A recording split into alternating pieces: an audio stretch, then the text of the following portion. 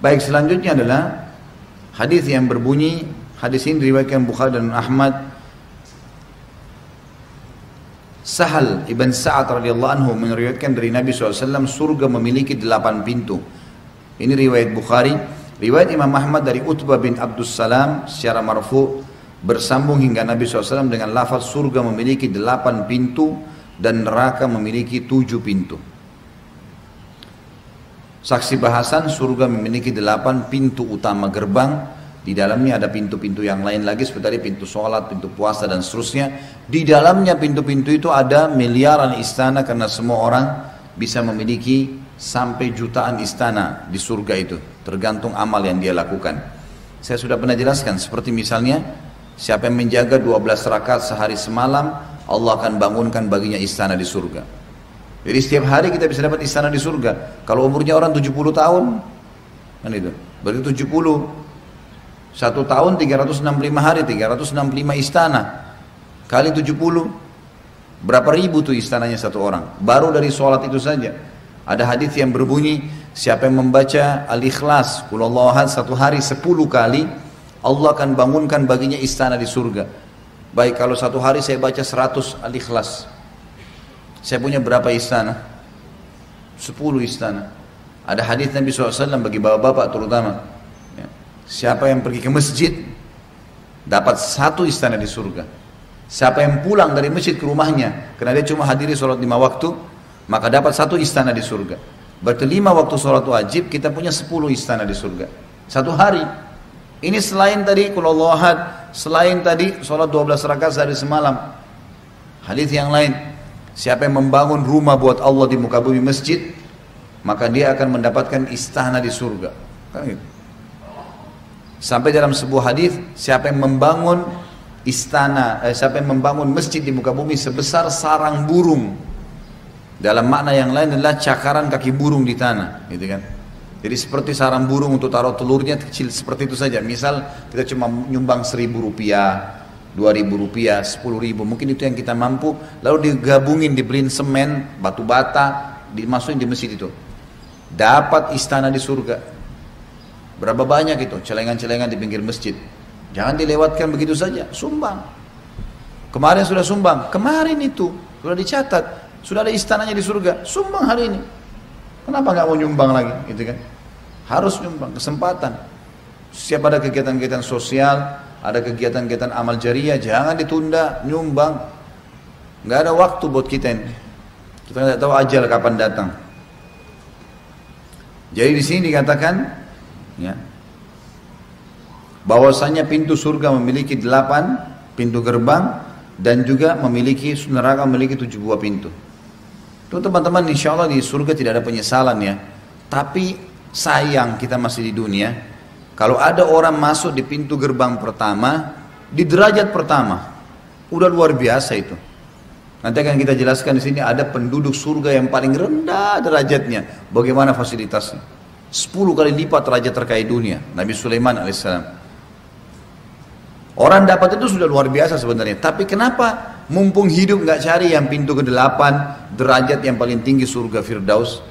Sementara Nabi SAW bilang, kalau kalian mohon kepada Allah, mohon Firdaus, karena dia tertingginya surga. Amal kita memang mungkin tidak bisa maksimal membawa ke sana, tapi kita mencoba ikhtiar, maksimalin. Mulai belajar sekarang, setiap ibadah nikmatin, kasih maksimal. Ada kesempatan sedekah maksimal. Ada 100.000 dengan 10.000, keluarin 100.000. Keluarin, yakin Allah akan bukain keran rezeki kalau itu. Dan kita akan tambah derajat kita di surga. Tidak ada waktu. Kalau kita nggak sedekah sekarang, lalu kapan kita sedekah? Mungkin kita meninggal besok. Oh besok aja, besok nanti meninggal. Jangan tunda amal-amal. Kemudian dikatakan di dalam hadis yang lain, diriwayatkan oleh Imam Muslim, tuftah, Abu Hurairah mengatakan Rasulullah SAW bersabda, tuftahu abwabul jannati yawmal itsnaini wa yawmal khamis, fayughfaru likulli abdin muslimin la yushriku billahi syai'a illa rajulan bainahu wa baina akhihi syahna, fayuqal anziru hadzaini hatta yastaliha, anziru hadzaini hatta yastaliha, anziru hadzaini hatta yastaliha. 3 kali Nabi SAW ulangi.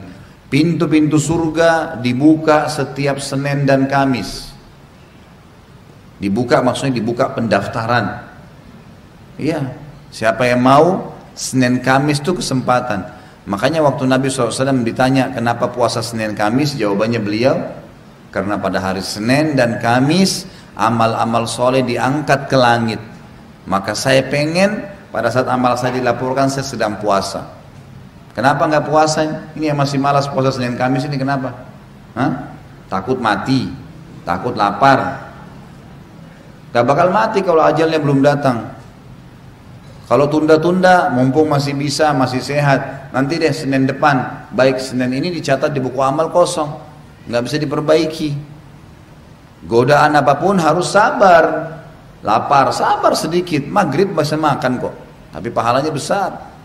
Untuk kita bahas masalah neraka dulu, ada hadis Nabi riwayat Imam Muslim, man sama yauman fi sabilillah ba'abadahu Allahu 'anil nari bihadzal shaum bihadzal yaum 70 kharifa.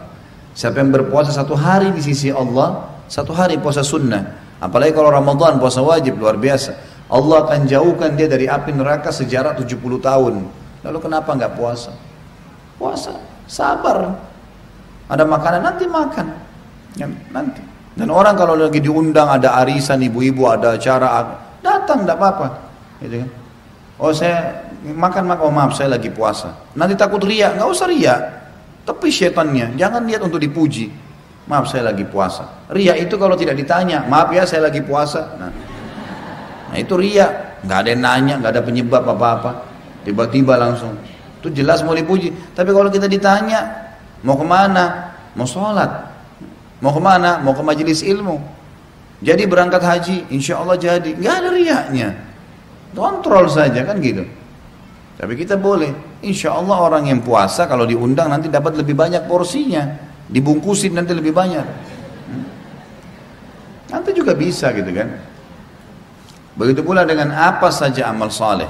Kalau mulai sekarang Bapak Ibu tidak paksakan diri sholat malam, pasti tidak akan sholat malam. Karena setiap malam syaitan bilang, kau ngantuk, nggak usah, capek. Setiap malam begitu.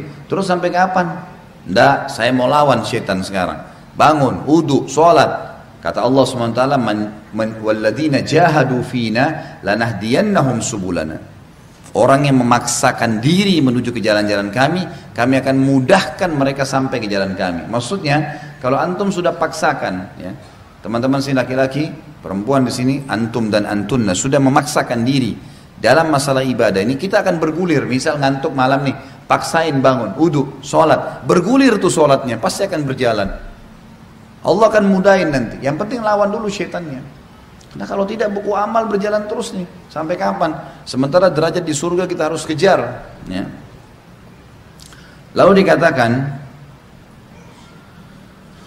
lalu diampuni, pintu-pintu surga dibuka setiap hari Senin dan Kamis. Lalu diampuni dosa setiap muslim yang tidak menyekutukan Allah dengan sesuatu pun, kecuali seseorang yang ada perseteruan antara dia dengan saudaranya muslim. Dikatakan kepada para malaikat, tangguhkanlah ini hingga keduanya berdamai. 3 kali Nabi ulangi, tangguhkanlah ini, tidak boleh dicatat masuk surga sampai mereka berdamai. Tangguhkanlah kedua orang ini sampai mereka berdamai. Artinya nggak boleh musuh-musuhan. Nggak usah musuh-musuhan, untuk apa nih? Musuh-musuhan, buang muka, merasa lebih dari orang, apa yang didapat tuh? Dalam Islam kalau orang lain buat salah, maafkan. Itu ibadah, maafin itu. Maafinnya ya saya maafin. Oh nanti dia enak benar sudah buat macam-macam, sudah fitnah, gibah saya, udah nggak apa-apa. Pasti semua dosa ada pembersihannya. Dia udah pernah gibah kita nih, terus dia minta maaf, kita sudah maafin, kita dapat pahala, hati kita jadi tenang, udah sudah selesai. Tapi dia kena pernah gibah, dia akan digibah. Oleh siapa? Allahu a'lam. Dia akan kena sariawan. Dia akan nanti apa? Mungkin jatuh kalau gibahnya besar, bibirnya pecah. Allah bisa pasti datang hukuman. Gak ada ceritanya orang buat dosa dunia lalu tidak dihukum sama Allah, itu mustahil, menghayal. Menghayal Bapak Ibu sekalian. Kalau anda buat dosa di dunia, nggak apa-apa deh, saya kan sekarang sudah tobat, gak bakal ada pembersihan. Mustahil. Pasti ada pembersihannya. Pasti. Masalah bagaimana itu Allah punya kuasa, bagaimana. Tapi ada pembersihan. Betul di akhirat nggak ada hisab, di dunia tetap ada pembersihan. Nggak usah buat gitu. Jadi tidak boleh musuh-musuhan ya. Mulai sekarang sudah musuh-musuhan, maafin. Orang yang salah minta maaf. Untuk apa dunia? Apa yang mau dikejar tuh? Marah-marahan tuh untuk apa coba? Tidak dicatat jadi ahli surga loh ini resikonya. Sampai mereka baikan. Sampai dalam hadis yang lain dikatakan tidak layak seorang muslim memusuhi saudaranya lebih dari 3 hari. Gitu kan? Misal pun kalau orang itu buruk sekali, memang dia pegel, dia ini coba dia kontrol 3 hari maksimal. Selebih dari itu sudah. Boleh jaga jarak. Beda ya. Misal orang ini suka bohong, orang ini suka minta-minta ganggu kita, boleh kita jaga jarak, tapi tidak memusuhi. Tidak boleh memusuhi, hati kita harus dibersihin. Karena kita bisa kena ancaman hadis ini. Kalau kita memusuhi berarti kita tidak didaftar masuk ke surga. Setiap Kamis pintunya dibuka. Ya. Itu kalau orang umum ya, apalagi suami istri. Ini yang suka berantem suami istri mana nih? Ini kalau saya punya cambuk, saya cambuk. Sedikit-sedikit gara-gara tidak diantar, marah. Musuhan 3 hari. Apa ini? Lebih baik 3 hari itu pacaran suami istri. Daripada musuh-musuhan gitu kan. Anak juga begitu, sedikit tidak diberikan apa sama orang tuanya, musuh ya orang tuanya. Apa ini? Orang tua sedikit anaknya salah, tidak, marah. Nggak mau lihat, nggak mau ini, putus hubungan. Apa ini semua? Dunia sebentar, kita akan lewatin. Lapangkan dada, maafin. Daripada nggak masuk surga, maafin. Terakhir dalam pasal kita ini hadis Nabi SAW, riwayat Imam Muslim. Tadi itu riwayat Imam Muslim, ini juga riwayat Imam Muslim dan Imam Tirmidzi.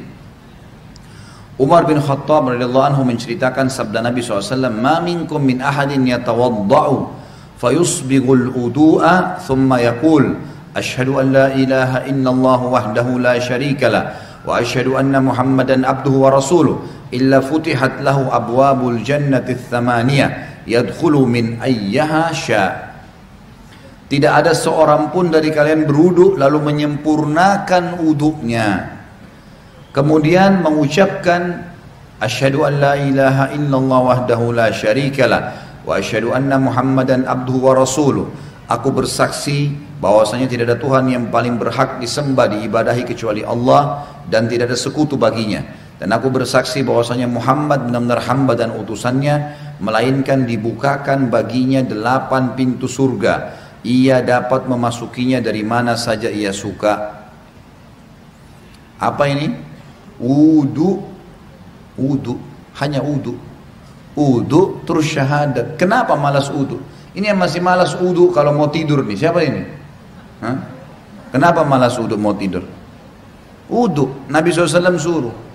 Dalam sebuah hadis dikatakan, kalau seseorang hamba tidur dalam keadaan bersuci, wudu, maka Allah akan titipkan bersamanya malaikat di ranjangnya. Yang setiap kali dia bergerak, malaikat itu mengatakan, ya Allah ampunilah dia. Balik kiri kanan lagi tidur kita nggak sadar, malaikat minta ya Allah ampuni, ya Allah rahmati. Dan Allah akan mudahkan dia kalau mau tidur, kalau tidur wudu itu mau bangun sholat malam Allah bangunin, mau bangun sholat subuh Allah bangunin. Kenapa nggak mau wudu nih? Kenapa malas wudu? Wudu ini kalau disempurnakan, diikuti dengan syahadat saja habis itu, masuk dari 8 pintu surga yang mana dia mau. Berapa menit tuh wudu? Balasannya bisa pilih pintu surga. Ya Allah yang ke-8 deh saya mau masuk nanti di akhirat. Hanya wudu. Wudu itu bukan cuma untuk sholat. Makanya para sahabat selalu wudu, batal wudu, batal wudu. Selalu, nggak pernah berhenti. Harus wudu. Tapi makna hadis ini adalah pelajaran pertama, Bapak Ibu sekalian, siapa yang berwudu dan menyempurnakan wudunya, menyempurnakan wudunya. Penyempurnaan wudu adalah menjalankan seperti sunnah Nabi SAW. Ingat, yang paling pertama, niat dalam hati mau wudu karena Allah perintahkan. Yang kedua, harus minimal tempat yang paling standar, minimal ya. Seperti misal wudu itu pergelangan tangan yang diperintahkan. Ini pergelangan tangan. Ini batas minimal. Penyempurnaannya adalah menyentuh semua batas minimal. Kurang sedikit, wudunya nggak sah, sholatnya nggak sah. Makanya ada makna hadis menyempurnakan wudu. Maksudnya adalah menyempurnakan tempat minimal. Dan kalau Bapak Ibu lebihkan, jauh lebih baik. Sabda Nabi SAW, saya ingin sekali bertemu dengan saudara-saudara saya. Kata para sahabat, ya Rasulullah, kami saudara-saudara Anda. Kata Nabi SAW, bukan. Kalian sahabat-sahabatku, saudara-saudaraku yang datang nanti sepeninggalku. Kita-kita ini semua. Lalu sahabat faham, mereka berkata, ya Rasulullah, bagaimana Anda bertemu dengan mereka? Bagaimana Anda bisa mengenal mereka nanti? Karena ketemunya di hari kiamat. Kita ketemu dengan Nabi SAW kapan? Di hari kebangkitan, mahsyar. Bagaimana Anda mengenal mereka sementara Anda tidak mungkin kenal mereka, tidak pernah ketemu, mereka juga tidak pernah ketemu dengan Anda. Kata Nabi SAW, sungguh dari tempat-tempat wudunya umatku akan keluar cahaya yang terang. Dan tidak ada itu pada umat yang lain. Makna juga daripada hadis ini kata ulama adalah wudu itu hanya ada pada umat Muhammad SAW. Makna hadis itu karena dikatakan akan keluar cahaya dari tempat-tempat wudunya umatku. Maksudnya kalau umat-umat lain juga ada wudunya, berarti keluar cahaya juga. Sudah dibedain. Kata Nabi SAW, keluar nanti dari tempat-tempat wudu kita keluar cahaya semuanya. Dan bukankah seseorang yang memiliki kuda-kuda yang banyak bisa membedakan antara kuda-kuda itu bila ada kuda yang keempat kakinya berbulu warna putih, warna apapun badannya, tapi keempat tangannya, kakinya itu berwarna ada bulu putihnya. Riwayat lain dikatakan keempat kakinya dan bagian dahinya, rambut di bagian dahinya berwarna putih. Pasti bisa dibedakan, oh ini kuda lain karena warnanya kombinasi putih sama yang lainnya. Maka begitu pula saya akan membedakan umatku. Dalam riwayat lain, riwayat Sahih, riwayat Bukhari juga, kata Nabi SAW, lanjutan hadis tadi, dan siapa yang bisa memanjangkan jamahan uduknya supaya cahayanya memanjang, maka lakukanlah. Disunnahkan lebihan, misal minimal tadi pergelangan, lebihkan. Minimal wajah seperti ini maka dilebihkan sampai di bawah dagu. Kemudian siku, ini batas minimal, lebihkan sampai di lengan. Batas minimal kaki, mata kaki, lebihkan sampai ke betis, gitu kan.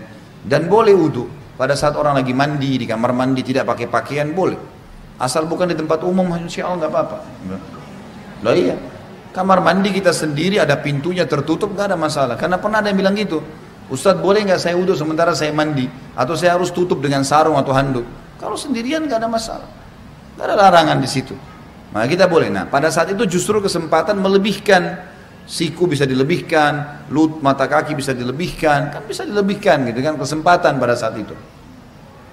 Wudu yang benar, yang dikatakan sempurna adalah, contohnya, mengambil air dengan dua telapak tangan kanan, dua telapak tangan, kemudian kalau keran lagi jalan juga begitu, menarik dari sisi punggung kanan ke pergelangan dengan tangan kiri. Ini dulu dimulai tarik dari sini, dilebihkan ini batas minimal lebihkan. Kemudian tangan kanan menarik untuk tangan kiri juga sampai batas lebih dari batas minimal sampai ke sini kurang lebih. Kemudian baru mempertemukan antara punggung dalam dua-duanya dan menyelat-nyelatkan di antara dua jari. Karena ini sunnah, Nabi SAW menyuruh menyelat-nyelatkan. Jadi ini baru satu ya, ini baru satu, ini baru satu. Kemudian diulangin pelan-pelan, sempurnakan. Balasannya hanya sempurnain ini, syahadat masuk surga. Buru-buru gitu kan. Pelan-pelan, 1, 2, sampai 3 selesai. Yang selanjutnya mengambil air di telapak tangan, kemudian memasukkan setengahnya ke mulut sambil kumur-kumur, sisanya dihirup di hidung. Kemudian sementara mulut kita kumur-kumur, tangan kiri membuang yang di hidung, baru kemudian yang di mulut dibuang. Itu satu. Sebagian dalam mazhab Malikiyah dianjurkan agar ya menggosok mulut dengan jari. Terutama yang saya katakan adalah di bagian depan gusi, karena biasanya di sini ada lendir yang membuat bau mulut nggak enak. Kita kalau wudhu sebentar misalnya lagi kumur-kumur, bapak ibu coba masukin di bagian depan ini sering ada lendir 4 sisi ini. Itu kalau dikeluarin bau mulutnya jadi hilang. Itu dianjurkan. Sebagian juga ulama mengatakan dianjurkan kumur-kumur maksimal karena ada hadis yang lain berbunyi tidak ada seseorang pun dari kalian berwudhu seperti wudhuku ini, Nabi SAW praktikin, kecuali akan berjatuhan semua dosa-dosanya bersamaan dengan tetesan air terakhir. Termasuk di sini kumur-kumur dimaksimalin supaya dosa mulutnya jatuh semuanya, gitu kan? Kemudian wajah ini tentu 3 kali diambil, dimasukkan di mulut sambil kumur-kumur, lalu sisanya dihirup, dibuang dengan tangan kiri. 1, 2, 3. Setelah itu mengambil air dengan 2 telapak tangan, kemudian dari awal tumbuhnya rambut sampai 2 jari di bawah dagu, dari awal kuping kanan dengan kuping kiri, dimasukkan di wajah, kemudian diputar. Ini 1, gitu kan? Kemudian 2, ini semuanya kena, dan seterusnya 3. Bagi teman-teman yang berjenggot tentu diselat-selatkan, sunnahnya begitu. Diselatkan jari di antara jenggotnya, sebagaimana mungkin kalau jenggot seperti saya mungkin dimasukkan begitu. Kemudian telapak tangan kanan ditarik dari sisi kanan, punggung ditarik sampai ini, ingat ini batas minimal. Banyak orang wudu ininya nggak kena nih, ini nggak kena, ini bisa nggak sah wudunya, nggak sah sholatnya. Jadi tarik sampai sini nih. Kemudian baru diputar ke dalam 1, 2, 3 sampai 3 kali. Kalau misal air kerannya di atas ngalir di keran dan kita mau tarik dari atas boleh, tarik di atas batas minimal, ya. Jadi ditarik dari sini di atas siku, tarik ke bawah, kemudian baru diputar ke bagian dalam. Kanan dulu baru kiri. Setelah itu baru kepala. Kepala ini diambil air. Sunnah Nabi SAW ditarik dari awal kepala sampai ke tengkuk, ya, sampai ke batang leher. Kemudian ditarik lagi ke atas kembali, lalu jari telunjuk masuk ke dalam lubang, ibu jari mutar di belakang. 1, ya. Ini satu-satunya yang dilakukan 1 kali saja. Kalau semua tadi anggota tubuh, telapak tangan, tangan sampai siku, wajah, ini semua 3 kali. Kumur-kumur, bersihkan hidung semua 3 kali. Kecuali kepala cuma sekali. Bagi ibu-ibu yang rambutnya panjang, ditarik sampai ke tengkuk, lalu ditepuk-tepuk ke atas. Sampai kembali ke depan, baru kemudian masuk ke sini, baru diputar. Selanjutnya telapak kaki dibasuh minimal mata kaki, lebihkan ke atas supaya memang sempurna. Setelah itu jangan pernah lupa ucapkan syahadat, asyhadu an la ilaha illallah wahdahu, ada tambah la syarikalah, tidak ada sekutu baginya, wa asyhadu anna muhammadan abduhu wa rasuluh. Itu saja dijamin, kata Nabi SAW, dibukakan baginya 8 pintu surga, ia boleh memasuki dari mana saja dia mau atau dia suka. Di dalam hadis yang lain disebutkan bahwasanya Nabi SAW bersabda, riwayat Imam Tirmidzi, siapa yang membaca setelah syahadat Allahumma ja'alni minat tawwabina, sebaiknya dia membaca setelah syahadat Allahumma ja'alni minat tawwabina waj'alni minal mutatahhirin. Ya Allah, jadikanlah saya selalu orang-orang yang bertaubat, dan jadikan saya orang-orang yang selalu, ya, bersuci, bersih. Allahu a'lam.